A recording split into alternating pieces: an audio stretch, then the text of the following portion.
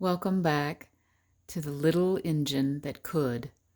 This is the original book that my daddy loved long, long, long ago, and it is the extended version, the true version from Waddy Piper that is The Little Engine That Could.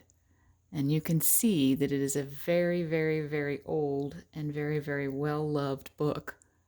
I hope you enjoy this story. This is for my daddy. The little engine that could. She was a happy little train. The little engine that could. Chug, chug, chug. Puff, puff, puff. Ding dong, ding dong. The little train rumbled over the tracks. She was a happy little train, for she had such a jolly load to carry. Her cars were full of good things for boys and girls. There were toy animals, giraffes with long necks, teddy bears with almost no necks at all, and even a baby elephant. Then there were dolls, dolls with blue eyes and yellow curls, dolls with brown eyes and brown bobbed heads, and the gayest little toy clown you ever saw. And there were cars full of toy engines, aeroplanes, tops, jackknives, picture puzzles, books, and every kind of thing boys or girls could want. But that was not all. Some of the cars were filled with all sorts of good things for boys and girls to eat. Big golden oranges, red-cheeked apples, bottles of creamy milk for their breakfasts, fresh spinach for their dinners, peppermint drops and lollipops for after-meal treats. The little train was carrying all of these good things to the little boys and girls on the other side of the mountain. She puffed along happily. Then, all of a sudden, she stopped with a jerk. She simply could not go another inch. She tried and she tried, but her wheels would not turn. What were all these good little boys and girls on the other side of the mountain going to do without the jolly toys to play with and the wholesome food to eat? "Here comes a shiny new engine," said the little clown who had jumped out of the train. "Let's ask him to help us." So all the dolls and toys cried out together, "Please, shiny new engine, do carry our train over the mountain. Our engine has broken down, and the boys and girls on the other side will have no toys to play with and no wholesome food to eat unless you help us." But the shiny new engine snorted. I pull you? I am a passenger engine. I have just carried a fine big train over the mountain with more cars than you ever dreamed of. My train had sleeping cars with comfortable berths, and a dining car where waiters bring whatever hungry people want to eat, and parlor cars in which people sit in soft armchairs and look out of big plate glass windows. I carry the likes of you? Indeed not. And off he steamed to the roundhouse, where engines live when they are not busy. How sad the little train and all the dolls and toys felt. Then the little clown called out, "The passenger engine is not the only one in the world. Here, another one is coming, a fine, big, strong one. Let us ask him to help us." The little toy clown waved his flag, and the big, strong engine came to a stop. "Please, oh please, big engine," cried all the dolls and toys together, "do pull our train over the mountain.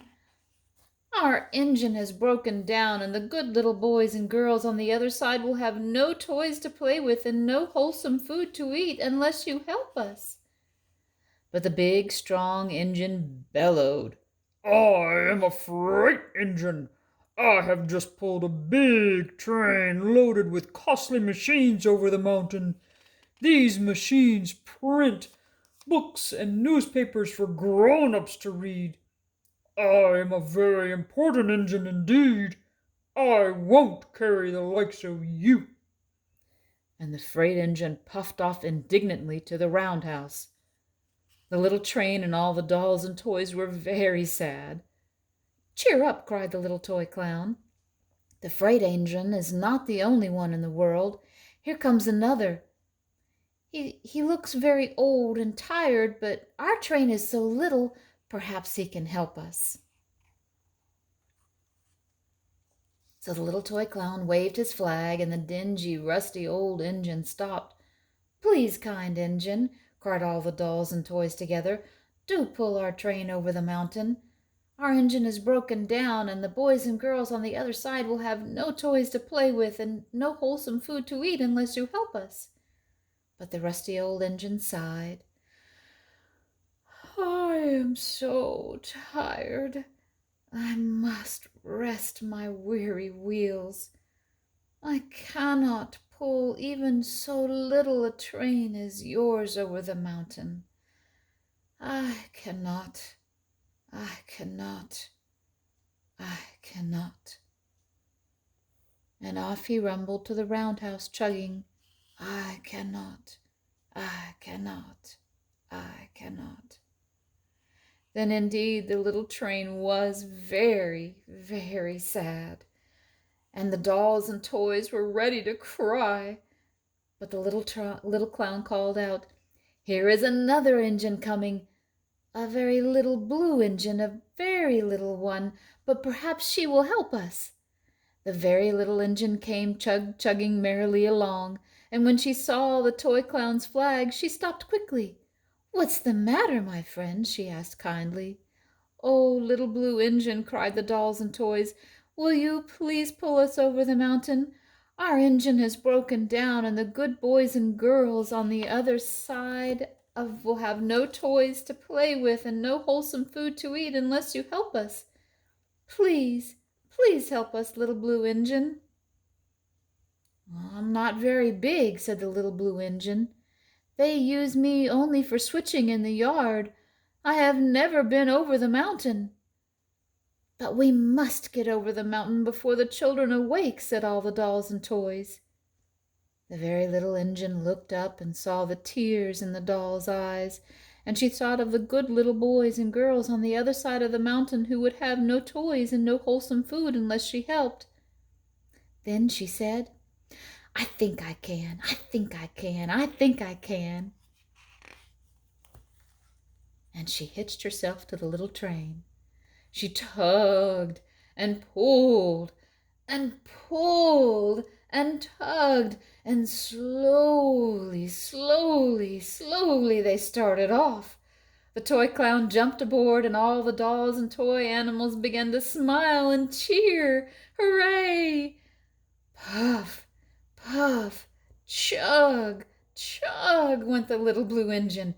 "I think I can, I think I can, I think I can, I think I can, I think I can, I think I can, I think I can, I think I can."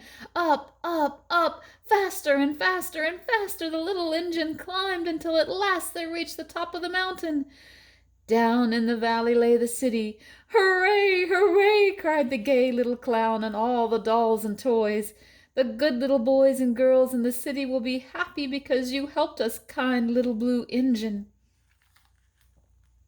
And the little blue engine smiled and seemed to say as she puffed steadily down the mountain, "I thought I could, I thought I could, I thought I could, I thought I could, I thought I could, I thought I could." The end. And my daddy is right. This is the better version of the little blue engine.